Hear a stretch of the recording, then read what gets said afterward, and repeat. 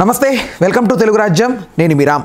కుటుంబ ప్రభుత్వంలో ప్రైవేటీకరణ ఎక్కువైపోయినట్లుగా వార్తలు వినపడుతూ ఉన్నాయి. ప్రధానంగా మెడికల్ కాలేజీలు.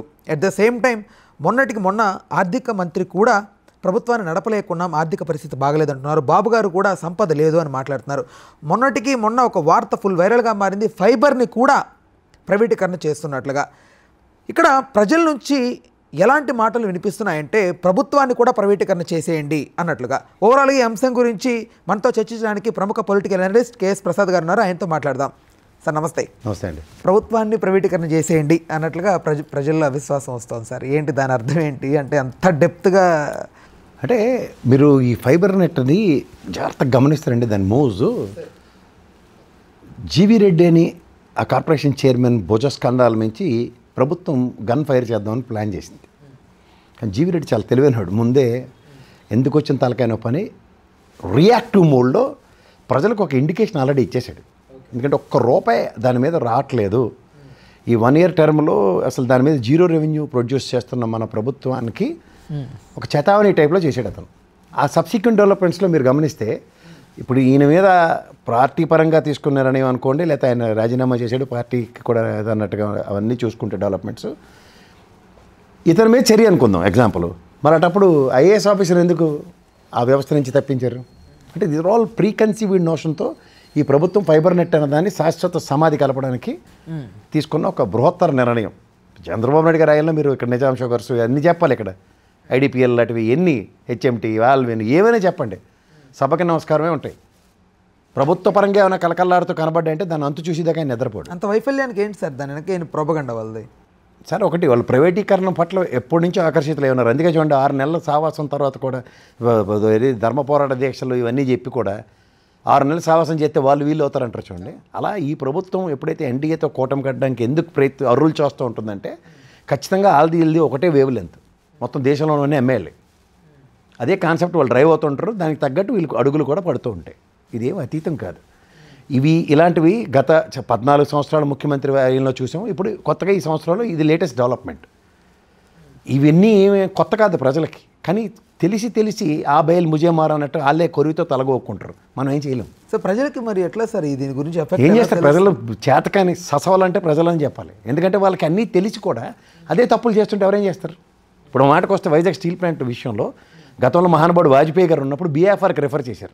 ఈ తెలివితేటలు ఎక్కువైపోయి అప్పుడు ఒక డెలిగేషన్ చంద్రబాబు నాయుడు గారితో పాటు వెళ్తే కార్మిక సంఘాలు వాజ్పేయి గారు ప్రతిస్పందించి, బాబు దీనికి డిజైన్స్మెంట్ స్కీమ్లో అంటే దీనికి బీఎఫ్ఆర్ రెఫర్ చేసి బదులు దీనికి ముడిసరుకు ప్రాబ్లం, అంటే మూలం ప్రాబ్లం ఎక్కడుందో దాన్ని అడ్రస్ చేసి ఎంఎండిసితో లింక్ పెట్టి మనకి ముడిసరుకు ఇప్పించి నిన్నటిదాకా కంపెనీ నడిచింది. ఇప్పుడు ఇదే పరిస్థితి వేరే విధంగా ఉత్పన్నం అవుతున్నప్పుడు ఒక కార్మిక సంఘాల డెలిగేషన్తో ఈ ప్రభుత్వం తీసుకెళ్లాల్సిన బాధ్యత ఉంటుందా ఉండదు దీని మీద? ఇప్పుడు ఉదాహరణకి ధరం పోరాట దీక్షలు చేశారు. దేనికి? మన రాష్ట్రానికి నిట్టనిలోనే అన్యాయం జరిగేస్తుందని.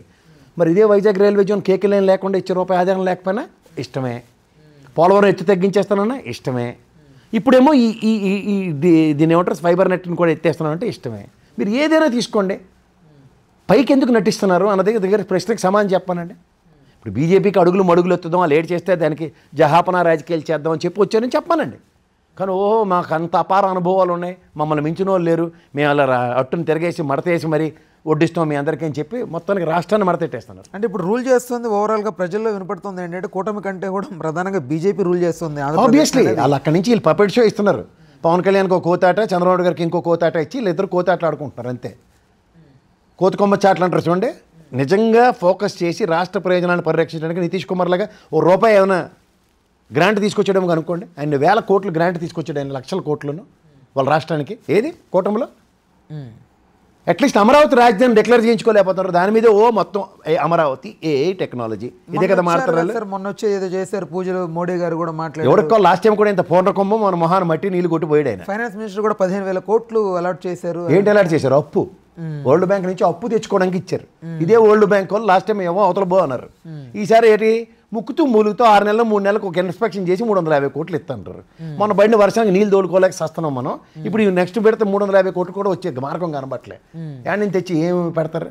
మళ్ళీ హడ్కోలు మన దగ్గర ఉన్న వాటితో 11,000 కోట్లు ఇట్లా అట్లు పెట్టి బాండ్లు అమ్మి దాని మళ్ళీ పూర్ణకుంభం చేస్తారు అక్కడ.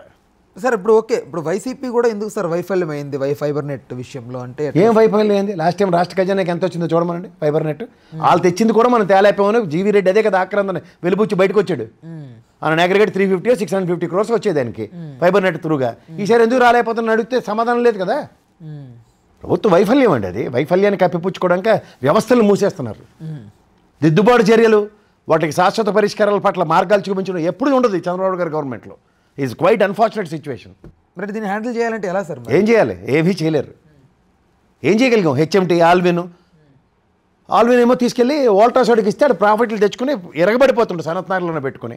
మరి ఇదే ఆల్విన్ ఎందుకు చేయలేపింది? మొత్తం సైబర్ టవర్స్ చేసిందంతా ఆయనే అని మాట్లాడుతూ ఉంటారు సార్. నేను ఒకటి చెప్తుంటే మీరు మ్యానుఫ్యాక్చరింగ్ మాడుతుంటే సాఫ్ట్వేర్ కట్టాను, హైటెక్ సిటీ కట్టానంటే అదే చెప్తున్నాను. ఇది సమాధానం చెప్పంటే ఆ సమాధానం చెప్తున్నారు వాళ్ళు.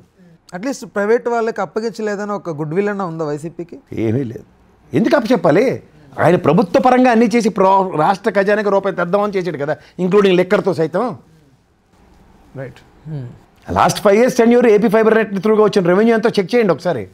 రైట్. ఇప్పుడు ఈ గ్రామీణ స్థాయికి కూడా ఫైబర్ నెట్ అనేది అది ఇప్పుడు అసలు సఫలీకృతం అవుతుందా సార్? అది ఇప్పుడు ఎగ్జిస్టింగ్ కనెక్షన్స్ని ఉన్నాయి సార్. దానికి జీవీ రెడ్డి వినండి రాజీనామా చేసే ముందు ఒక్క కనెక్షన్ కూడా కొత్తది ఇవ్వలేకపోతున్నాం అంటే దాని అర్థం ఏంటి? ఓవరాల్ ఇట్స్ ప్యాకెడ్ కదా.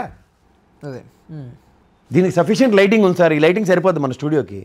కొత్త లైట్లు పెట్టడానికి ఒక మేనేజర్ని తీసుకొచ్చి ఇంకో లైట్లు పెట్టాలంటే ఎక్కడ పెట్టారు సార్? అన్నీ కరెక్ట్గానే ఉన్నాయి అన్నాడు అనుకోండి, అది ఫెయిల్యూర్ అవుతుందా? పాత మనిషి చేసిన గొప్పతనం అవుతుందా? చెప్పండి మీరు. అంటే అది ఏంటి? పాత మనిషి చేసిన లైటింగ్ చేసిన వాడు గొప్పతనమా, లేకపోతే కొత్తవాడు ఒక్క లైట్ కూడా పెట్టలేకపోవడం చేతకంతనమా? అంటే పాతవాడి క్రెడిట్ ఇవ్వరు మీరు. అదే కడుపు మంట అంటారు దాన్ని. ఇప్పుడు కడుపు మంటల వల్ల ఇక్కడ ప్రజలు కదా సార్ నష్టపోనండి. కొరితో తలగొక్కుంటాడు, మనం ఏడు చేయగలం దానికి? అంటే రేషన్ నిజాం షుగర్స్ మూసేశారు, ఐడిపిఎల్ మూసేశారు, ఆల్విన్ మూసేశారు, ఏడు చేయగలిగాం? 4 రోజులు కమ్యూనిస్ట్ పార్టీలు అడవాడు చేస్తే వాళ్ళని కూడా శాశ్వతంగా భూస్థాపితం చేసేశారు. కమ్యూనిస్ట్ పార్టీని కబలించిన తెలుగుదేశం పార్టీ. మన జ్యోతిర్లేరు అదే చెప్పాడు కదా. రూరల్ డెవలప్మెంట్స్ ఎలా అవుతాయి సార్ ఇలా అయితే? వీళ్ళతో అవదాన విషయం ప్రజలు గ్రహించగలిగితే చాలా, అంతకనే లేదు. రూరల్ డెవలప్మెంట్ అనేది లాస్ట్ టైం చూశారు కదా, గ్రామ స్వరాజ్యం మహాత్ముడు గాంధీ కళలను సాకారం చేసి చూపించాడు సచివాలయ వ్యవస్థ త్రూగా. అది గ్రామ స్వరాజ్యాలు అంటే 2200 మంది ప్రజలకు ఒక గ్రామ పంచాయతీ పెట్టి, గ్రామ సచివాలయం పెట్టి దాంట్లో all services more than 500 services ఇచ్చాడు. దాంట్లో ఇంకేంటి డోర్ స్టెప్ సర్వీసెస్, అది సచివాలయ వ్యవస్థ సక్సెస్, అది పంచాయతీరాజ్ సక్సెస్.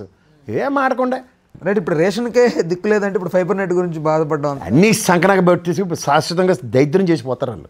ఆల్రెడీ వాళ్ళు చెప్పిన మాటలు నిజం చేయడానికి వచ్చారు వాళ్ళు. శ్రీలంక అయిపోయింది, జింబాబ్వే అయిపోయింది, వెనుజులా అయిపోయింది అని చెప్పుకొచ్చారు కదా. ఆ పని చేసి చూపించడానికి వచ్చింది ఈ ప్రభుత్వం. చూసుకోండి కావాలంటే. సంవత్సరం అయింది, ఒక్క పనికొచ్చిన పని చేస్తే చూడండి. విద్యాశాఖ మంత్రి ఏం సంబంధం ఆయనకి? నిన్న రీవాల్యుయేషన్ పెడుతున్న 67,000 మంది పిల్లలు రీవాల్యుయేషన్ పెట్టుకుంటే 11,000 మంది పాస్ అయ్యారు. ఎవడండి ఆ పేపర్లు దిద్దినోడు? డిఈఓ ఆఫీసులో ఉద్యమాలు చేస్తారు టీచర్లు. పిల్లల భవిష్యత్తు ఏ విద్యా వ్యవస్థను పరిరక్షించడానికి విద్యాశాఖ మంత్రి మహానాడు వర్కింగ్ ప్రెసిడెంట్లు తోటకొరకం తిరిగితే ఇలాగ ఉంటాయి రాష్ట్ర ప్రయోజనాలు, రాష్ట్ర పరిశ్రమలు. రైట్ సార్, ఓకే, ధన్యవాదాలు, థ్యాంక్ యూ. హలో, తెలుగు రాజ్యం ఛానల్ చూస్తున్నారా? సామాజిక రాజకీయ జీవన చిత్రణే తెలుగు రాజ్యం. అతిశయోక్తులు అసత్యాలు ఉండవు. రాజకీయ కోణం కాదు, ప్రజా కోణమే కొలబద్ద. తెలుగు రాజ్యం వీక్షణ మీ ఉత్తమ అభిరుచికి నిదర్శనం.